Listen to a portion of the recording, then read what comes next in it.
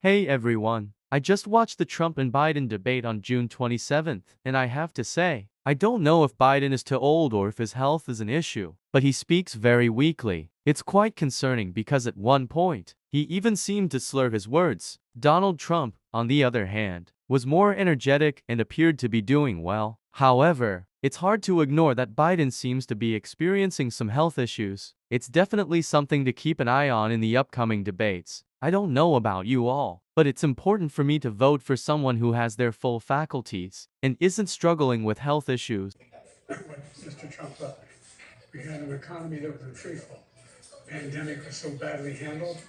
Many people were dying. All he said was, it's not that serious, just inject. Highest, and now it's down in less than half because he's done all these great things that we did. And I think he did it just because I approved it, which is crazy. But he has killed so many people at our border by allowing all of these people to come in. And it's a very sad day in America. President Biden, you have the mic. Every single thing he said is a lie. Every single one. For example, veterans are a hell of a lot better off since they passed the PACT Act. 1 million of them now. Let's talk about the current state of the world and what we need to put things back on track. We all know that the United States is a country that stands tall among the world's elite, but it seems like we're currently in a state of decline. Picture this: China is booming at full speed, North Korea is making threats left and right, and Russia is preparing to launch their space programs once again. Meanwhile, here in the US, we have people in Congress who seem more like enemies than allies. And then there's our beloved President Biden. Well, let's just say his memory isn't what it used to be. We need a strong leader who stands up for America and speaks boldly on the world stage. It's time for someone who truly understands how to run this country to step up and take charge. Let's put an end to this downward spiral and give America the leadership it deserves. Thanks for tuning in, folks. If you agree with me, don't forget to give this video a thumbs up.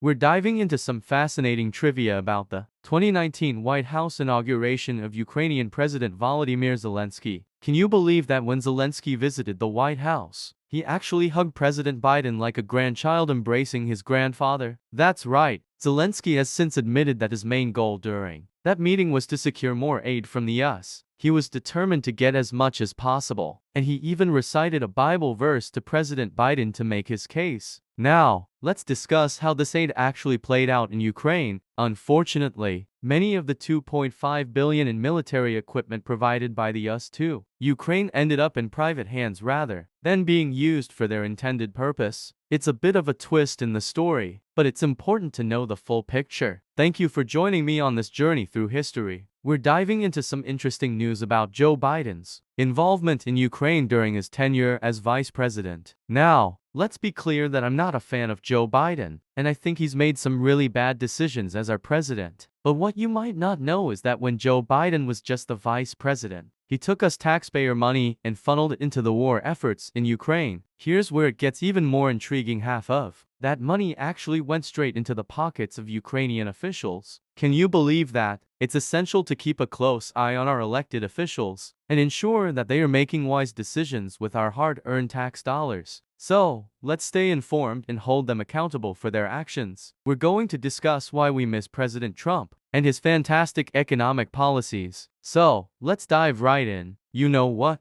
Mr. Trump is a person who knows how to spend people's money wisely. So during his term, the United States had a rising economy. Now, let's take a moment to appreciate his incredible leadership skills. Under President Trump's administration, our country was thriving. The stock market was booming, unemployment rates were at an all-time low, and even the Walmart CEO admitted that they had to pay their employees more because of Trump's minimum wage increase. However, when Joe Biden took over, things started to go downhill quickly. The stock market plummeted within days of Biden becoming president. But don't worry, we can regain our momentum by bringing President Trump back in 2024. Let's make it happen. That's it for today's video, folks. I hope you enjoyed learning about President Trump's amazing economic policies and why we miss his leadership. We're diving into a fascinating topic: why did Trump lose the 2020 race for the White House? Now, this is just my personal take on it, so feel free to share your thoughts in the comments below. I believe that Trump lost because everyone was afraid of COVID-19,